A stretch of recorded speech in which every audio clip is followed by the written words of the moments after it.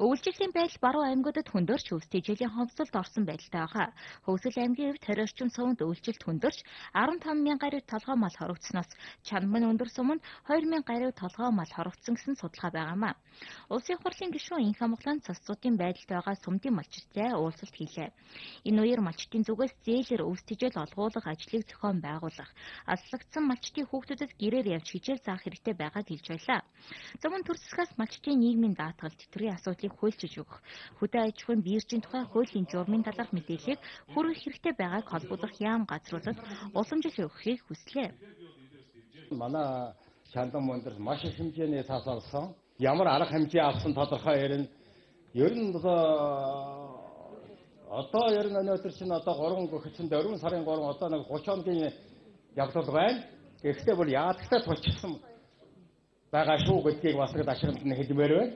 Энэ жилийнхэн маш хэцүү хүнд хүчээр өвөл болж малчд нэлээд зүзгэн зөвлөлөө. Тийм учраас одоо энэ цагаагарын энэ таагүй байдал энэ ургамлын чанар муу байгаагаас болж одоо хойштоо одоо малыг одоо малхад маш хүнд болж малчтай ажил маш их хүндэрчээ. Тийм учраас энэ одоо малчин залуучууд одоо хэлбэгдэхэд хүрж байна. Энэ малчин залуучууд одоо өлийн залуучууд одоо ямар ч одоо тэтгэвч байхгүй одоо өртгөх дээрээ тэтгэвчгүй болох хэрэгтэй болж байна. Энэ малчтайгаа тухай маш сайн анхаарахгүй бол одоо малчин хүн одоо маш их ордлоо маллах сонирхолтой хүн огт байхгүй болж байна. Зарим сумдад орсон цасны зузаан 30-аас 40 см хунгарлаж, өдөртөө хайсан зас шөндөө хөлдөж, мал бэлчээрлэг боломжгүй болгож байна. Батлагч гарсан хууль ард иргэдийн амьдралд хэр зэрэг олон тусч яана вэ гэдэг нь хамгийн чухал шүү дээ. Тийм учраас ойрхон ард иргэдтэйгээ уулзаж улсын хурлаас баталж байгаа хууль тогтоомж дээр тэднийхээ саналыг авна гэдэг бол хамгийн чухал амин сүнс асуудал.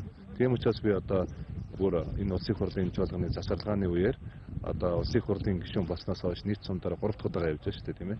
Тэгээд иргэдтэйгээ ойрхон уулзах нь бол одоо миний хамгийн чухал ажлын нэг гэж хэлхийг хүсэж байна. Ард иргэд маань олон сайхан ажил хэрэг саналуудыг дэвшүүлж байна. Энийг цааш нь ажил хэрэг болгох талаар одоо улсын хурлын гишүүний хувьд нэлээд санаачлалтай ажиллана гэж хэлхийг хүсэж байна. Улсын хурлын гишүүн Инх Амгалан өвөлжилт хүндэрсэн сумдын нөхцөл байдалтай газар дээр танилцсны дагуу 50 тонн малын тэжээлийг шаардлагатай сум багт ачуулах ажлыг зохион байгуулахаар болсон байна. Малын тэжээл хэрэгцээтэй газраа очсноор мал төлөлтөд сайнаар нөлөөлж, хаврын сарыг давхад их нэмэр болно гэж сум багийн удирдлагууд ярьж байлаа.